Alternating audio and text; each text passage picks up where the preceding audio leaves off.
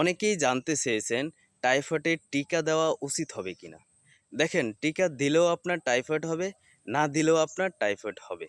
এমন কিন্তু না যে টিকা দিলে আপনার টাইফয়েড হবে না। টিকায় মূলত থাকে হচ্ছে মৃত বা অর্ধমৃত টাইফয়েডের জীবাণু, যা আমাদের শরীরে দেওয়া হয় যাতে আমাদের বডি খুব দ্রুত অ্যান্টিবডি তৈরি করতে পারে, ওই জীবাণুকে চিনতে পারে। টাইফয়েড মূলত ছড়ায় হচ্ছে নষ্ট খাবার, নষ্ট পানি থেকে। যারা নষ্ট খাবার খান, নষ্ট পানি খান, নষ্ট লাইফস্টাইল লিড করেন, তাদের টাইফয়েড হওয়াটা স্বাভাবিক। দেখেন, যেহেতু বর্তমানে আধুনিক চিকিৎসা বিজ্ঞানে টাইফয়েডের ভালো চিকিৎসা রয়েছে, একটি 14 দিনের অ্যান্টিব্যাকটেরিয়াল কোর্স করলে ইনশাল্লাহ টাইফয়েড ভালো হয়ে যায়। সেহেতু শুধু টিকার মাধ্যমে আমার বডিতে একটা ফরেন বডি ঢোকানোর তো কোনো মানে হয় না। শুধু আমার ইমিউন সিস্টেমকে খেপানোর তো কোনো মানে হয় না। কি দরকার আছে আমার একটা শান্ত ভীমরুলের চাকে ঢিল মারার, তাদেরকে অশান্ত করার? ধন্যবাদ সবাইকে, আশা করি বুঝতে পারছেন।